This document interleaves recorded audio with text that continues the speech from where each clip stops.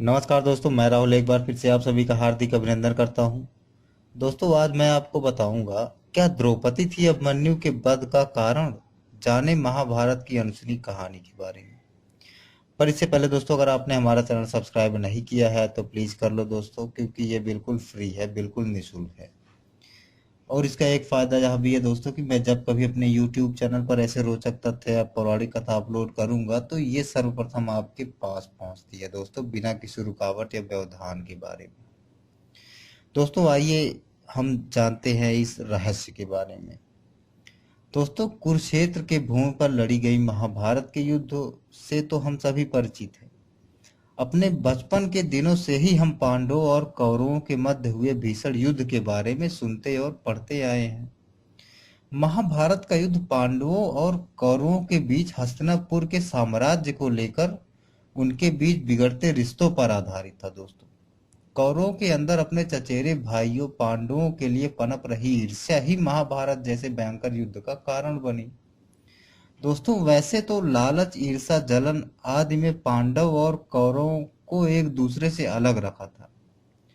परंतु जब पांडवों का विवाह पांचाल नरेश की राजकुमारी द्रौपदी से हुआ, तब से पांडव और कौरवों के मध्य कुछ ऐसे घटनाक्रम घटित हुए जिसके जिसने महाभारत जैसे भीषण युद्ध की नींव रख दी थी दोस्तों। दोस्तों, महाभारत ग्रंथ में बताई गई कई घटनाएं इस बात की ओर स्पष्ट संकेत करती हैं कि कहीं न कहीं द्रौपदी के कारण ही अंततः कौरवों को उनके पापों की सजा मिल पाई और समस्त कौरवों का पांडवों द्वारा महाभारत के युद्ध में अंत कर दिया गया। दोस्तों, यह तो जानते ही हैं कि द्रौपदी द्वारा दुर्योधन का एक बार भरी सभा में अपमान किया गया था, जिसके प्रतिशोध में दुर्योधन ने भी द्रौपदी को भरी सभा में चीरहरण किया था, जो महाभारत के युद्ध के कारणों का एक महत्वपूर्ण कारण बना।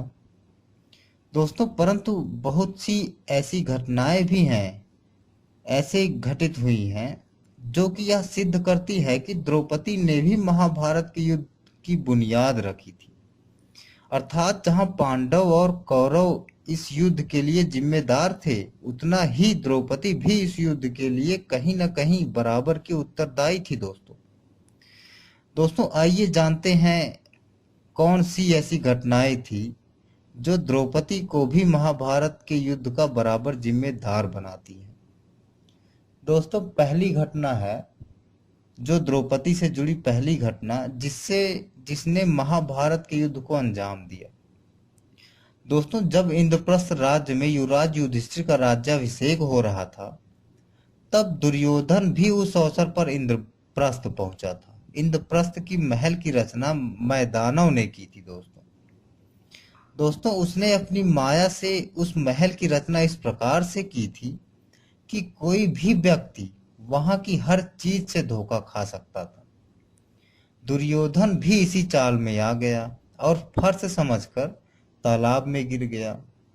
दोस्तों, तब दुर्योधन की उस दशा को देखकर द्रौपदी बहुत जोर से हंसी और दुर्योधन पर व्यंग कसते हुए कहा कि अंधे का पुत्र तो अंधा ही होता है।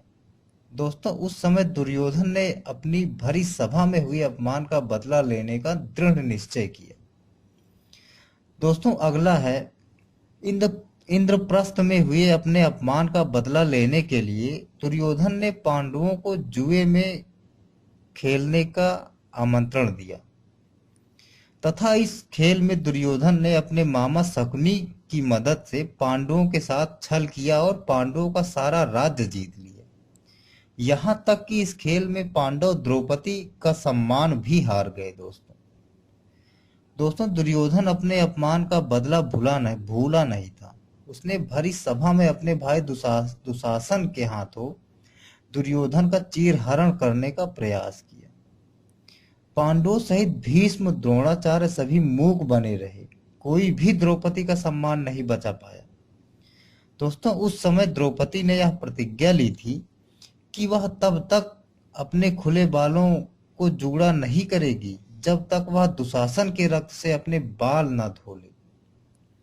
द्रौपदी ने द्रौपदी की यही प्रतिज्ञा ने पांडवों को भी क्रोधित किया और यह भी महाभारत के युद्ध की ओर एक बड़ा कदम साबित हुआ। दोस्तों दोस्तों तीसरा था, पांडवों के एक चौपड़ का दांव हारने के कारण उन्हें वनवास भी मिला था। इस वनवास के लिए जब पांडव वन की ओर जा रहे थे, तब द्रौपदी भी इनके साथ गई। पांडव द्रौपदी को महल में ही रखना चाहते थे, परंतु द्रौपदी का पांडवों के साथ वनवास के लिए चलने का मुख्य कारण यह था कि पांडव चाहे जिस हाल में भी रहे, परंतु अपनी पत्नी के अपमान का सदैव ख्याल रखे। अतः पांडवों को अपने अपमान का प्रतिशोध याद दिलाने के लिए द्रौपदी ने भी पांडवों के साथ वनवास को चुना था। दोस्तों अगला रहस्य है, जुए में जब अपना सब कुछ गंवाकर पांडव वनवास काट रहे थे, तभी एक दिन वन में शिकार को आए दुर्योधन के जीजा जयद्रथ की नजर द्रौपदी पर पड़ी। उसने द्रौपदी को अपने साथ रथ में महल ले जाने का दुस्साहस किया, परंतु पांचों पांडवों ने जयद्रथ को ऐसा करते देख लिया तथा उन्होंने उसे पकड़कर बंदी बना लिया। दोस्तों जब अर्जुन जयद्रथ का वध करने के लिए आगे बढ़ा, तो द्रौपदी ने अर्जुन को वैसा करने से किसी तरह से रोक लिया तथा जयद्रथ का सर मुड़वाकर उसे 5 चोटी रखने की सजा दे दी।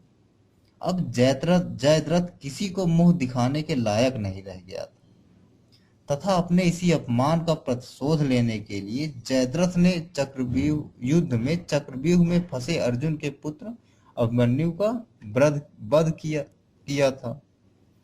दोस्तों अगला है, द्रौपदी के पिता ने द्रोणाचार्य का वध करने की प्रतिज्ञा ले रखी थी और वह यह जानते थे कि अर्जुन के अलावा कोई अन्य द्रोण का वध नहीं कर सकता। अतः उन्होंने अपनी पुत्री द्रौपदी का विवाह पांडवों से करवाया था।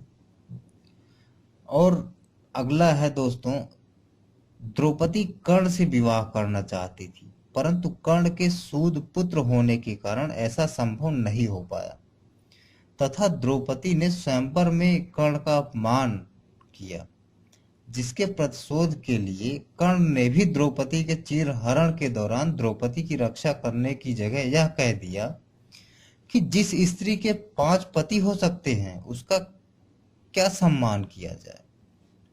इस बात से द्रौपदी को बहुत ठेस पहुंची और उसने पांडवों को महाभारत जैसे युद्ध के लिए उस्काया।